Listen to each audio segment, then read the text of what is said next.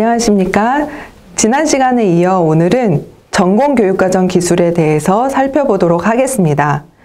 진단요소 2, 전공능력 제고를 위한 전공교육과정 체제 구축 및 운영, 기술 4-1-2, 전공능력 설정 및 이와 연계된 전공교육과정 편성 및 운영, 이렇게 제목이 되어 있습니다. 전공교육과정 파트에서는 전체적인 대학의 흐름이나 기술을 하는 것도 중요하지만 대표 세계학과 우수 사례를 가지고 기술하는 것이 기술의 원칙으로 제시되어 있습니다. 전공능력 설정에서는 크게 마찬가지로 두 가지 파트로 구성이 되어 있는데요. 먼저는 전공능력 설정 파트고요. 또 다른 파트는 전공교육과정에 대해서 기술하도록 되어 있습니다. 전공능력 설정은 전공능력 설정의 절차와 방법, 그리고 전공능력의 구체적인 내용을 기술합니다. 먼저 전공능력 설정의 절차와 방법에 있어서는 전공능력 설정을 하는 주기, 개편 주기가 되겠죠. 전공능력을 설정을 매년 할 수는 없을 거고요. 전공교육과정을 운영하는 주기를 생각해 볼 때 전공능력에 대한 설정은 보통 4년을 주기로 하는 것이 보편적인 흐름이라고 볼 수가 있습니다. 전공교육과정을 구축하는 데 기준이 되는 것이 전공능력이기 때문에 전공능력을 설정하기 위해서는 다양한 분석을 전제로 합니다. 다양한 분석이라고 할 때에는 내부적인 환경 분석을 주로 먼저 진행합니다. 내부 환경의 분석이란 것은 대학 전체가 지향하는 정책적 방향이나 교육에 있어서의 전략 방향을 먼저 고려하고요. 그리고 대학에서 지향하고 있는 교육 목표 체계도 함께 고려하여 전공교육과정에 반영을 하기 때문에 전공 능력을 설정할 때에는 대학이 가지고 있는 특성화의 방향이나 또는 발전 전략에서 제시하고 있는 그러한 부분들을 또한 잘 적용하는 것이 중요한 포인트 중에 하나입니다. 전공 능력을 설정할 때 내부 현황 중에 가장 중요한 부분은 역시 재학생에 대한 분석일 것입니다. 재학생에 대한 분석이라고 하면 우리 학과를 구성하고 있는 학생의 숫자, 입학, 그리고 재학, 졸업생의 숫자와 졸업하는 학생들이 주로 진출하는 분야에 대한 분석, 취업률에 대한 분석, 그리고 최근 3년 이내 정도의 수준에서 교육과정의 변화가 어떻게 있어 왔는지에 대한 분석, 그리고 또 한 가지는 교수진의 전공이 우리 학과 내에서는 어떤 전공으로 몇 명이 배치되어 있는지에 대한 분석 등이 들어갑니다. 교수진에 대한 분석이 중요한 이유는 아무리 외부의 환경이 변화되고 우리 학과를 변화시켜 나가야 되는 방향이 분명하다 할지라도 현재 이 과목을 담당할 수 있는 교원이 없을 때에는 역시 명확한 한계를 가지기 때문에 교수진에 대한 분석 또한 중요한 비중으로 반영하는 것을 추천드립니다. 내부적인 환경에 대한 분석이 어느 정도 끝나면 외부 환경에 대해서 분석을 합니다. 외부 환경의 분석은 보통 산업 현황에 대한 분석을 주로 진행하게 되는데요. 정책적으로 어떤 변화가 있었는지, 경제적인 환경은 어떻게 변화하고 있는지, 또 사회적인, 문화적인 관점에서는 우리 전공과 관련해서 어떤 흐름이 있는지, 기술적인 변화의 트렌드는 어떠한지 이런 요소들을 먼저 살펴보고 우리 지역을 둘러싼 일자리 수, 취업의 현황, 그리고 부족한 산업의 인력의 분석 이런 부분들을 중요한 기준으로 반영을 합니다. 근데 이 4년제 일반 대학에서는 특히 학문적인 동향도 무시할 수 없기 때문에 당장의 취업 현황과 연결되지 않는다 하더라도 우리가 지향해야 될 학문적 변화의 흐름을 중요한 축으로 또한 반영합니다. 교수님들께서 가장 잘 하실 수 있는 분야이기도 하고 학회나 또는 발표된 논문들을 분석하면서 학문적으로는 어떤 흐름을 가지고 있는지를 분석해서 또한 반영합니다. 내부와 외부에 대한 환경 분석이 끝나면 구성원들의 니즈 분석을 실시합니다. 물론 교수님들이 생각하실 때 교과목의 개편 방향도 중요한 축입니다. 그리고 재학생들에게 어떤 분야로 진출을 주로 원하는지, 어떤 교과의 개설을 원하는지를 중심으로 설문을 하시면 됩니다. 보통 재학생 설문의 항목 구성이 교과목의 중요도나 교과목의 수준에 대한 부분들을 분석하는 것이 많은데, 이것은 만족도나 별도의 이 평가 단계에서의 분석으로도 충분하고, 그것보다는 재학생들의 니즈를 조사한다고 할 때에는 재학생들이 진출하기를 원하는 분야나 또 준비되길 원하는 그러한 특정한 역량에 대한 조사를 함으로써 전공 능력 자체의 모델링을 더 깊이 있게 진행할 수 있는 설문 방식을 추천드립니다. 그리고 재학생에 대한 설문만큼 중요한 것은 졸업생들의 설문입니다. 물론 산업체의 설문하고 같이 분석하셔도 무방하고요. 졸업생들의 의견이 중요한 이유는 우리 대학의 커리큘럼도 잘 알면서 실제 현업에서 나가서 경험해 봤을 때에 줄 수 있는 조언이기 때문에 졸업생 또는 산업체의 의견을 비중 있게 조사해서 니즈 항목으로 분석하시면 됩니다. 이때는 그 산업의 트렌드라든지 현황, 일자리의 전망 등을 인터뷰할 수도 있고요. 설문으로 진행할 수도 있습니다. 그것은 이제 전공 능력 자체를 도출하기 위한 과정으로 보시면 되고, 이후에 전공 능력 모델링이 어느 정도 초안이 잡히면 검증하는 단계에서 한 번 더 설문을 진행하시는 것을 추천드립니다. 우선 이런 내부 현황, 외부 환경, 그리고 니즈에 대한 분석이 어느 정도 정리가 되고 나면 전공 능력 모델링의 가장 기본적인 초안이 확보가 되게 되는데요. 초안이라고 표현을 드린 것은 이렇게 도출된 전공 능력에 대해서는 반드시 검증의 절차를 거칠 것을 추천을 드립니다.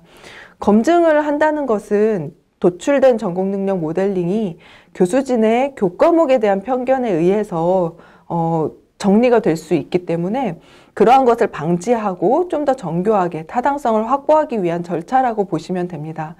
전공 능력 모델링을 위해서 분석의 파트가 굉장히 길게 들어가는데요. 이 학과에서 작성하시는 전공 능력 개발 보고서 중에 분석 파트를 크게 작성하신 만큼 분석에 대한 시사점을 정교하게 도출해서 전공 능력 모델까지 확정하는 단계로 가는 것이 중요합니다. 이 분석의 결과는 수합 분석으로 최종 정리를 할 수도 있고, 또는 키워드 분석으로 정리도 가능합니다. 그렇게 해서 어느 정도의 전공 능력 모델링의 초안이 나오면 이걸 가지고 다시 한번 검증의 절차를 거칩니다. 검증을 할 때는 두 가지 방법을 추천드립니다. 하나는 산업체나 또는 현업의 전문가들에게 전공 능력 각각에 대한 중요도를 검증받는 것입니다. 물론 중요도를 볼 수도 있고 교육적인 필요도를 볼 수도 있고 또는 이 두 가지 요소들을 다 한꺼번에 물어볼 수도 있고요. 이것은 그렇게 중요한 사항이 아니고 편의대로 활용하시면 좋을 것 같습니다. 또한 이렇게 산업체에 질문한 것에 대해서 재학생의 현 수준을 진단하는 단계도 둘 수 있습니다. 재학생의 수준을 보는 이유는 전공 능력 모델링을 하는 단계에서 재학생 수준이 크게 차이가 나는 부분은 무엇인지, 또는 재학생들이 자가 진단을 했을 때에 여전히 높게 우리의 학생들이 이미 높게 편성되어 있는 역량 무엇인지를 분석해서 모델링을 확정하면서 또 동시에 교과목의 개편 방향에도 반영할 수 있는 항목으로 적용할 수 있도록 그렇게 작성을 합니다. 이렇게 설문의 단계들이 정리가 되고 나면 모델링을 확정하는 단계가 되는데요. 모델링의 확정이라고 하는 것은 전공 능력에 대한 정의서 작성에 초점이 있습니다. 전공 능력의 정의서라고 하면 보통 역량을 구성하는 역량과 역량에 대한 정의, 그리고 역량의 하위 요소들 또는 지식, 기술, 태도의 구성 요인들을 가지고 전공 능력을 더 세밀한 단계로 쪼갭니다. 이 이유는 교양에서 핵심 능력을 보는 것과 마찬가지로 전공 능력이 구체적으로 세부적인 단계로 설정이 되어 있을 때에 교과목의 연계성이 매우 명확해지고 교과목 단위에서 전공 능력의 성취도를 거꾸로 볼 수 있는 편의를 더 증진시킬 수 있기 때문에 그렇게 본다고 생각하시면 될 것 같습니다. 그런 측면에서 전공 능력 모델링은 정의, 하위 요소들 또는 이걸 다양한 방법으로 표현할 수 있을 텐데요. 학습의 성과나 하위 요소 또는 학습의 단위, 수행의 기준, 이런 여러 가지 용어들로 보실 수 있을 겁니다. 그리고 그걸 가지고 평가할 수 있는 기준, 그러니까 행동을 측정할 수 있는, 구체적으로 전공 능력을 갖췄는지를 볼 수 있는 측정의 기준들을 세팅합니다. 이것이 전공 능력에 대한 진단 도구로도 활용을 하실 수 있고, 교과 단위의 학습 목표로도 적용하실 수 있고, 또는 전공 능력의 성취 수준을 볼 때에도 활용하실 수 있는 도구이기 때문에 전공 능력 모델링에서는 이 요소들을 골고루 갖춘 정의서가 굉장히 중요한 역할이라고 보시면 됩니다. 전공 능력 설정의 절차와 방법에서는 학과 단위 또는 전공 단위, 그 안에서 이루어지는 절차와 방법을 중심으로 기술을 하시게 되는데요. 중요한 평가 주안점, 진단 주안점 중에 하나는 전공 능력과 발전 계획의 연계성이란 부분이 들어와 있습니다. 그래서 제가 추천드리는 방식은 이 전공 능력 설정의 절차와 방법 안에 전공 능력과 발전 계획을 우리는 어떻게 연결하고 있는지에 대해서 같이 기술해 주시는 방식을 추천드립니다. 전공 능력과 발전 계획의 연계성이라는 것이 참 어렵습니다. 대학 전체가 지향하고 있는 발전의 계획이 학과와 전공 단위의 전공 능력 모델링 단계까지 어떻게 연결되고 있느냐를 보여주는 것은 몇 가지 방법이 있을 수 있는데요. 대학에서 지향하는 교육과정에 대한 발전 계획 속에 있는 전략 방향을 반영하는 방법이 있을 거고, 또는 발전 계획 안에서 지향하고 있는 특성화의 방향이나 또는 여기서 중요하게 생각하고 있는 인재 양성의 큰 그림들 속의 키워드를 학과 단위까지 세밀하게 내려서 어떻게 실천하고 있느냐의 관점에서 풀어볼 수도 있을 겁니다. 저희가 이제 최근에 사용하고 있는 방법들은 발전 계획의 키워드들을 자세히 분석해서 전공 능력 모델링을 할 때 전공 능력의 군들, 그룹들을 이런 기준의 단어들 또는 이런 기준으로 도출한다라는 큰 그림을 하나 그려놓는 것을 적용하고 있습니다. 물론 대학들마다 이 발전 계획을 어떻게 연결해서 학과 단위까지 내려와서 적용하고 있는지를 보여주는 다양한 방식이 있으실 텐데요. 우선 저희 KMAC가 사용하고 있는 방법들은 발전 계획의 키워드를 전공 능력의 그룹핑 단계 기준으로 두는 것을 적용해 보고 있습니다. 한번 대학에서도 활용해 보시면 괜찮은 방법이 될 것 같고요. 예를 들어 최근에는 보면 창의융합이나 이런 쪽을 발전 계획에서 중요한 축으로 추진하고 계신 경우들이 있는데, 학과의 전공 능력에 보면은 창의나 타 학문과의 융합이나 이런 교과목을 보는 것이 굉장히 어려운 경우들이 있습니다. 그런 경우에는 전공 능력 모델링의 기준에 아예 창의나 타 학과의 융합 단계를 넣어서 전공 능력을 도출하고 그러한 전공 능력이 교과까지 연결될 수 있도록 기준을 잡는 방법이 되겠습니다. 이러한 방식도 한번 적용해 보시면 도움이 될 것 같습니다.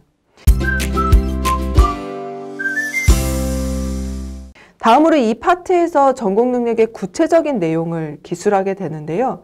구체적인 전공 능력의 정의와 기술 방법을 보여주기 전에 전공 능력 설정의 절차 방법을 기술했으면 그 대표학과 3개의 사례를 예를 들어서 어떤 식으로 도출된 것인지를 사례를 먼저 기술해 주시고 그 다음에 전공 능력의 구체적 내용을 작성하시면 훨씬 더 페이지를 짜임새 있게 기술할 수 있을 것 같습니다. 그런 측면에서 보면 전공 능력 설정의 구체적인 방법을 사례로 들어서 쓸 때에는 내부 현황 분석, 외부 환경 분석, 니즈 분석의 시사점이 무엇이 나왔고 이것이 어떻게 전공 능력의 모델링에 반영됐는지, 전공 능력 모델링의 초안이 나왔을 때 산업체나 재학생이나 구성원들의 설문을 통해서 어떻게 검증했고 데이터는 어떻게 나왔는지 이런 대표적인 샘플을 넣어주시면 훨씬 더 평가하는 단계에 신뢰성을 줄 수가 있습니다. 대표 세계학과를 어떻게 선정하느냐라는 부분도 고민사항 중에 하나일 건데요. 대표학과라고 하면 먼저는 계열별로 골고루 뽑아야 합니다. 계열이 겹치면 안 되고 계열을 우리 대학이 보유하고 있는 대표적인 성격의 학과들을 선정해서 보여주는 것을 추천을 드립니다. 그리고 무엇보다 이 대표학과라고 할 수 있으려면 우리 대학의 특성화 계획이나 방향과 맞닿아 있어야 합니다. 계열별로 운영이 잘 되는 학과라고 해서 그 운영의 성과만을 가지고 대표적으로 보여줄 수 있는 게 아니고 전공 능력의 유형이 몇 가지로 나눠질 수 있기 때문에 그 전공 능력의 다양성들을 보여줄 수 있을 만한 대표적인 학문 분야의 학과를 선정해야 하는데, 그런 기준이 바로 대학의 특성화 방향과 얼만큼 부합하는 학과인가가 가장 잘 보여줄 수 있는 모델이기 때문에 대표 3개 학과를 선정하신 기준을 본 페이지 분량이 제한되어 있긴 하지만 한번 기술해 주시고 구체적인 방법이나 내용을 기술해 주시는 것이 좀 더 이해를 도울 수 있는 방법이라고 생각이 됩니다. 그런 측면에서 보면 이 대표 학과를 선정하는 부분의 논리를 맨 앞에 보여주고 시작할 수도 있고요. 또는 설정의 절차와 방법을 기술하고 구체적인 사례로 들어갈 때 대표 3개 학과는 이런 학과입니다를 선언해 주시고 들어가는 것도 방법일 겁니다. 또한 대학의 전공교육과정이 타 대학과 좀 다르게 굉장히 특수한 상황이 있다라고 하시면 그 이해를 도울 수 있는 부분을 충분히 앞에서 조금 더 기술해 주시고 들어가는 것이 평가자가 전공능력 모델링이나 전공교육과정에 대해서 이해할 때 그 관점을 가져올 수 있도록 도와주는 방법이 될 것입니다. 네, 전공능력의 구체적 내용입니다. 전공능력의 구체적 내용을 기술하는 이유는 전공능력이 어느 단위까지 세밀하게 되어 있느냐에 따라서 전공교과목을 연결하기가 수월해지고 전공교과목을 운영한 뒤에도 전공능력의 향상과 재고를 평가하기가 수월하기 때문에 전공능력이 어느 단위까지 또는 얼마나 세밀하게 구체적으로 작성되어 있느냐를 본다고 생각하시면 됩니다. 그런 관점에서 보면 전공능력의 구체적인 내용이 전공 그 학과에서 지향하고 있는 교육 목표, 그리고 그 교육 목표의 기준에 의해서 얼마나 전공 능력이 어떤 기준으로 설정이 되어 있는지, 그리고 그 전공 능력은 어떤 단위까지 기술되어 있는지, 앞에서 말씀드린 것처럼 전공 능력의 정의, 그리고 하위 요소들, 그 요소별로 수행의 어떤 준거나 측정의 기준, 이런 부분까지 어떻게 연결되어 있는지를 보여주는 거라고 생각하시면 됩니다. 물론 이 경우에는 대표학과 사례뿐만 아니라 계열별로는 전공 능력이 어떤 차이가 있는지까지 보여주시면 더 좋을 것 같습니다. 그렇게 보면 맨 앞에서부터 전공 능력에 대한 파트만, 첫 번째 파트 요 부분에 해당하는 페이지 분량을 한 3페이지에서 4페이지 정도 기술이 되겠고요. 그 정도가 가장 적합한 분량이라고 보시면 될 것 같습니다.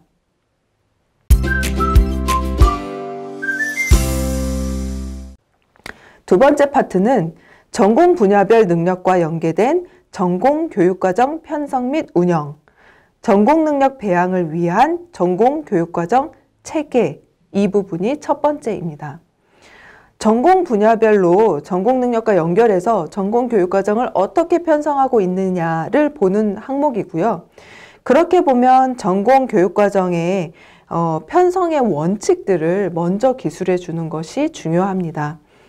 전공 교육과정의 체계를 먼저 보여주게 되어 있는데요. 이 부분은 교양하고 차별적으로 전공에만 들어와 있는 항목입니다. 왜 여기에 전공 교육과정에만 전공 교육과정의 체계성을 보여주도록 기술되어 있을까를 생각해 보면 전공 능력 자체가 굉장히 좀 세밀하게 기술이 되어 있다 보니까 그것이 교육과정의 체계성과 학년별 기준 또는 교육과정 이수의 로드맵과는 어떻게 연결되는지를 보여주는 브릿지라고 생각이 됩니다.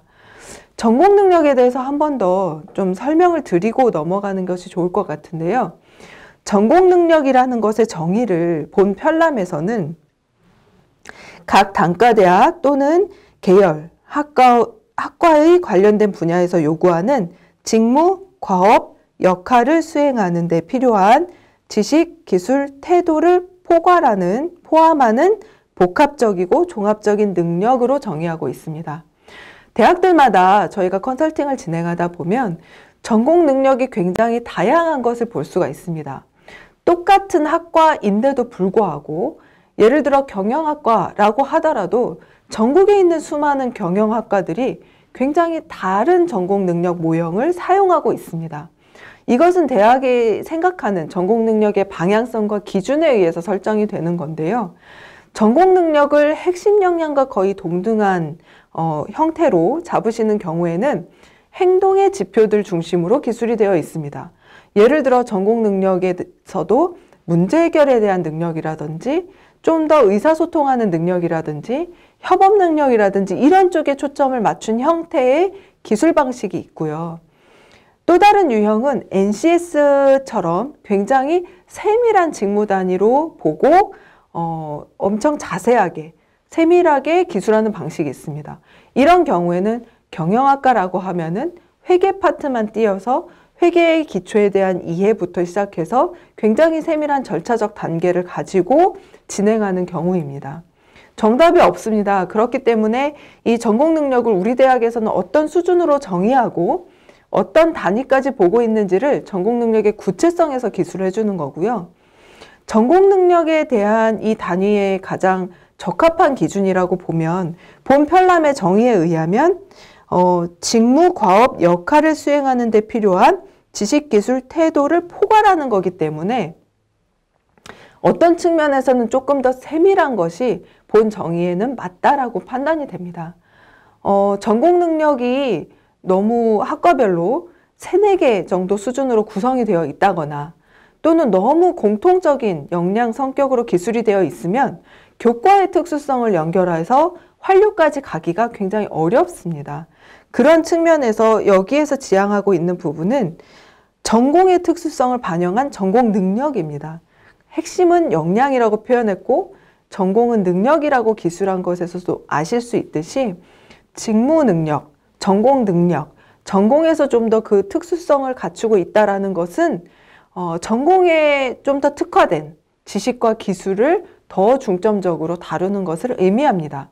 물론 태도까지 포괄하는 종합적인 능력이라고 정의하고 있는데 너무 태도적인 측면에 중점을 두다 보면 교과 간에 변별력이 없어지므로 이 부분은 좀 주의해서 적용하시면 좋을 것 같습니다.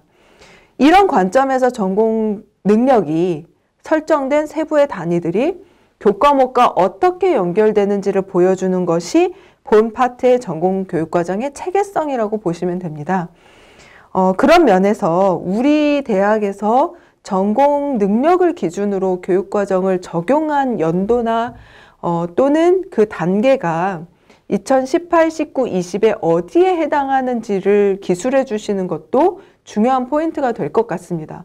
이미 우리는 이전부터 전공 능력을 기준으로 교과목을 운영해 왔다면 굳이 언급하지 않으셔도 되는 항목이긴 하지만 그런 경우에는 전공 능력의 개편 주기를 들어서 4년 단위로 어디쯤엔가는 2018, 19, 20에 해당하는 연도가 있을 것이고 그걸 기준으로 전반적인 개편이 일어난 실적, 개발이 일어난 실적을 맞춰서 연도별로 기술하는 것이 중요합니다. 그런 히스토리를 좀 설명을 해주고 전공 능력의 편성과 운영의 변화에 있어서는 전공 능력을 어떤 원칙을 가지고 교과에 편성했는지, 예를 들어 1대1로 연결하셨는지 1대 다로 연결하셨는지, 전공 능력 여러 개를 교과 하나로 연결했는지, 교과 하나에는 전공 능력을 비율로 연결했는지, 주, 부 역량으로 연결했는지 이런 다양한 형태들에 대해서 우리 대학의 원칙을 기술하는 파트라고 보시면 됩니다. 그런 측면에서 보면 이 전공 능력과 연계된 이 교육과정에서 대표적으로는 어떻게 연결했고 이 사례로 교육과정의 학생들에게 주는 교육과정의 로드맵까지는 어떻게 연결되어 있는지를 보여줄 수 있고요. 또 한 가지는 계열별 특성이나 사례들도 여기서는 언급해 주시는 것이 필요합니다.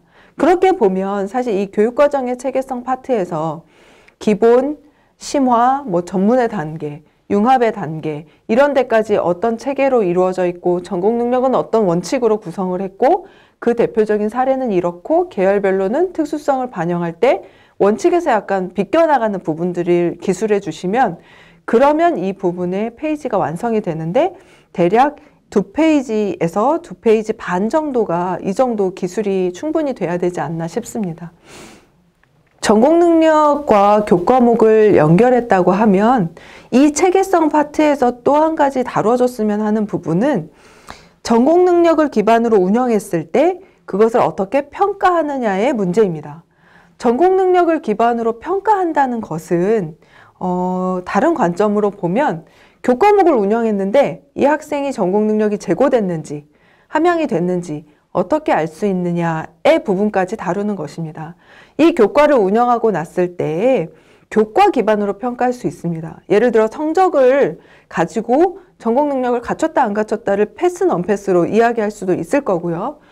성적을 부여하는 방법 중에 하나, 예를 들어서 과제나 보고서나 발표나 또는 대표적인 중간 시험이나 기말 시험 등을 통해서 그 중에 하나를 놓고 전공 능력의 정교성을 볼 수 있는 성적을 원데이터가 되겠죠. 이때는 상대평가가 아니라 원점수를 가지고 이 학생이 갖췄다 안 갖췄다를 볼 수 있는 방법이 있을 거고요.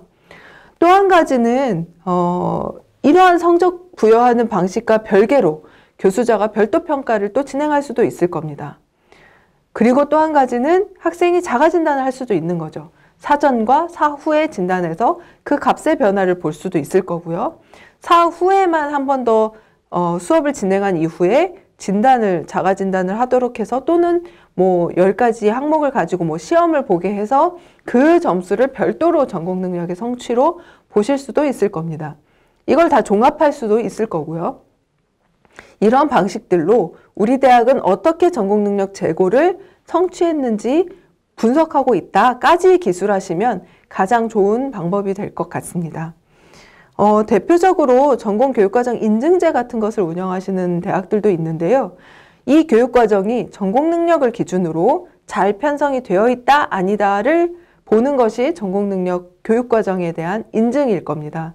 이 경우에도 이 파트에서 기술하셔도 되고 뒤에 환류나 운영 절차 쪽에서 기술하실 수 있을 텐데 우리 대학은 전공 능력의 인증제를 통해서 뭔가 전공 교육과정을 체계적으로 관리하고 있다라는 것을 기술하는 것은 또한 좋은 전략이라고 생각이 됩니다. 근데 이럴 경우에는 인증제에 대한 증빙이 반드시 붙어야 하고 인증의 학과들의 보고서도 같이 증빙으로 첨부하실 것을 제안드립니다.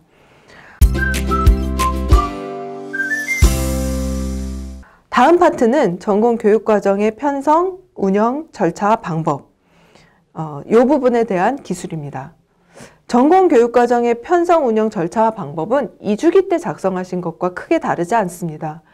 전공 교육과정을 편성하고 운영할 때 어떤 절차로 진행하는지, 교양에서 말씀드렸던 것처럼 PDCA 또는 ADDIE 또는 뭐 CIPP 또는 대학이 고유한 모델로 개발한 거, 어떤 것도 무방합니다. 우리 대학이 교육과정을 편성하고 운영할 때 분석하고 또한 그 운영을 해보고 또 운영해서 평가하고 환류하는 전반적인 절차가 어떻게 진행되고 있는지를 기술하는 거고요. 이 부분에선 당연히 이 학과의 전공 교육과정의 개발이나 개편의 위원회가 어떻게 조직이 되어 있고 구성의 인력 그리고 앞뒤로 교무처나 혁신원이나 성과를 평가하는 모든 부서들이 어떻게 연관되어 있는지에 대한 조직의 구성 그리고 그것의 규정화, 어떻게 규정으로 관리하고 있는지까지 기술되는 것이 하나의 세트라고 보시면 됩니다.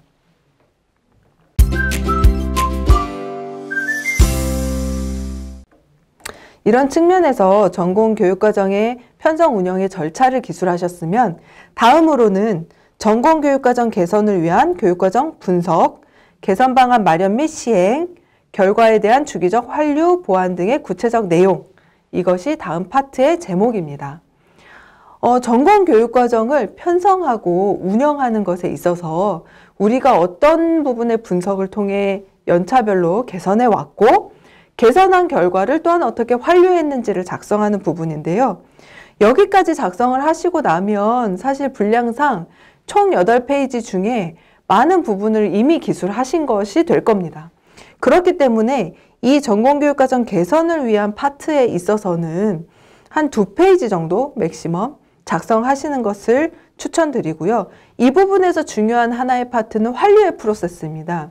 전공교육과정을 앞에서 편성하고 운영하는 쪽에 초점을 맞춘 절차였다면 여기서는 환류를 하기 위해서 어떤 걸 평가하고 그것을 어떻게 개선 조치를 했는지에 대한 부분이고요.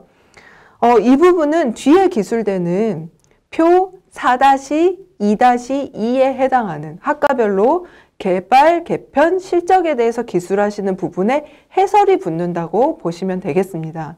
그렇기 때문에 전체적으로 환류하는 프로세스를 정확하게 기술하는 것과 또 대표학과를 2018, 19, 20년도에 어떻게 환류했는지의 사례를 들어서 운영했던 그 실적들을 구체적으로 기술하는 것이 좋은 기술의 방법입니다. 그런 측면에서 보면 분석 도구는 무엇을 썼고 분석 내용은 무엇이고 어떻게 개선했다를 쓸 텐데요. 여기서 많이 질문하시는 항목 중에 하나는 교육과정의 개발 개편의 실적을 어디까지 몇 과목까지 해야 되느냐라는 것이 질문 사항입니다.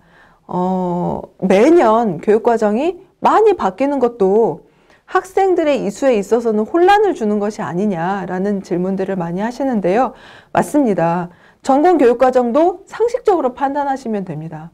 매년 엄청난 수의 교과목을 개발 개편했다고 하면 학생들이 학번에 따라서 2018학번은 18학번에 편성된 교과목에 따라서 1학년 때는 2018년도 교육과정, 그리고 2019년도에는 그때 편성된 교육과정이 2학년 과정이 개설되고 3학년 때 20년도에는 3학년 교육과정이 개설되는 형태인데 매년 개발 개편을 엄청난 폭으로 하게 되는 경우에는 매년 학번들이 다른 교육과정을 이수해야 하기 때문에 엄청나게 혼란을 줄 수 있다라는 것이 보편적인 상식입니다. 그렇기 때문에 개발 개편의 실적에 있어서는 대학에서 개발 개편을 추진하는 주기와 맞물려서 어떤 한 해에는 개발을 좀 대대적으로 하실 수 있고요. 그 해에 개발이 됐다고 하면 향후 2년 내지는 향후 3년 정도는 소소한 정도의 개편으로 진행을 하는 것이 상식적입니다. 개편이 아예 없었다는 것도 조금 말이 되지 않는데요. 왜냐하면 개발을 한 교과목을 다음에 이제 개설하려고 봤을 때 학생의 니즈에 뭔가 좀 변화가 있었다든가 아니면 강의평가 점수가 좋지 않았다든가 또는 대학에서의 정책적인 어떤 변화가 있었다든가 외부 환경에서 급변하는 산업 변화가 있었다든가 하는 경우에는 소소한 교과목의 변동은 있을 수 있기 때문입니다. 그래서 아예 0인 해가 있을 수 있지만 2년 연속 다 0이라든지 3년 연속 저희가 이 증빙해야 하는 18, 19, 20년도에 다 개편이 없었다라고 하는 것도 대표학과의 사례로는 적합하지 않습니다. 한두 과목 정도의 교과목명 또는 로드맵상에서 보면 학기의 변경 같은 것은 당연히 있을 수 있습니다. 선수, 후수 과정들이 과목의 위계나 또는 과정 내용의 충실성을 기하다 보니 바뀔 수 있기 때문에 그러한 부분의 변경 사항까지는 최대한 다 기술이 가능하다고 판단이 되고요. 그런 측면에서 보시면 18, 19, 20년도 이 대표학과는 어떤 개선이 있어 왔는지를 기술하시는 겁니다. 당연히 교과목 변경은 좀 적었다 하더라도 운영상의 변화가 있었다고 하면 그것까지도 여기서 좀 더 보완적으로 어필해 주시면 좋을 것 같고요. 여기까지 환류에 대한 내용들을 작성하셨다면 분량이 허락하는 한에서 추가적인 성과들을 기술하시면 좋겠습니다. 추가적인 성과라고 하는 것은 전공 교육 과정들을 개선하고 보니 우리 대학 전체적으로는 어떤 부분에 시스템적인 지원을 했고 또는 우리 대학 전체적으로는 어떤 성과가 있었는지를 추가적으로 기술하는 겁니다. 대표 3개 학과를 기준으로 기술하다 보면 아쉬움이 남을 수밖에 없는데요. 우리 대학이 잘한 것은 이때 좀 더 추가적으로 보여주시는 그런 방식입니다. 예를 들어서 졸업생들의 전공교육과정 만족도가 지속적으로 상승이 되어 왔다든지 또는 우리가 계속해서 인증제나 이런 것들을 통해 관리하다 보니 학생들이 개선 의견을 낸 부분이 얼마나 잘 반영되고 있는지에 대해서 구성원들의 공유와 소통 공감이 얼마나 잘 일어나고 있는지 또는 이 전공교육과정을 잘 운영했더니 취업률이 어떻게 향상이 되어 왔는지 전공과 부합한 취업의 이러한 부분들이 어떻게 향상되어 왔는지 이런 성과들은 최대한 다 기술하실 수가 있고요. 그리고 또한 비교과와 연결해서도 전공 교과와 연결된 비교과의 운영이나 또는 전공 자체에서의 제도적인 변화, 대학 차원의 변화들 같은 부분도 실적으로서 좀 더 추가 기술을 하시는 것도 제안을 드립니다. 여기까지 이제 기술하시고 나면 뒤에 나오는 부분이 표에 대한 부분인데요. 표 4-1-3과 표 4-1-4에 대해서 설명드리도록 하겠습니다. 전공 교육 과정에 대해서 여기까지 다 작성을 하고 나시면 뒤에 작성해야 할 표인데요. 4-1-3의 경우는 교양에서의 핵심 역량과 교양 교과목의 연계성을 기술한 것처럼 동일하게 전공 능력과 전공 교과목 간의 연계성을 기술합니다. 이 파트는 똑같습니다. 전공 능력이 얼마나 세분화되어 있느냐에 따라서 그 세분화된 단위와 교과목에 연결된 고리를 가지고 기술하시면 되는데요.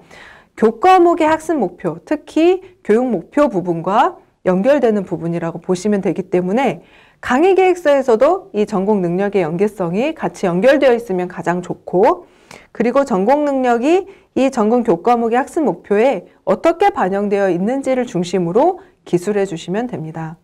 표 4-1-4에 해당하는 영역은 개발과 개편 실적에 대한 것입니다. 개발과 개편 실적은 교양과 똑같습니다. 2018년도 개발 개편 실적은 19년도에 편성된 교과목을 기준으로 합니다. 따라서 20년도의 개발 개편 실적에는 21년도 편성 교과목을 기술하시면 되기 때문에 이때 18, 19, 20년도의 실적은 19, 20, 21년도의 교과목의 편성 기준으로 작성하시면 됩니다. 아무쪼록 대학에서 이런 부분까지 잘 활용하시고 꼼꼼하게 체크하셔서 증빙에 있어서도 누락되지 않고 오류가 없도록 작업하시면 좋을 것 같습니다. 저희가 지금까지 KMAC가 가지고 있는 그동안의 컨설팅 경험과 노하우를 바탕으로 설명을 드린 건데요. 이러한 방식이 정답이 아니겠지만 최소한 대학에서 작성하시는 데에는 기준과 가이드가 되었으면 좋겠습니다. 궁금하신 기타의 문의 사항들은 저희들이 실시간으로 질의응답 시간을 별도로 마련하고 또 언제든 연락을 주시면 답변을 드리도록 하겠습니다. 감사합니다.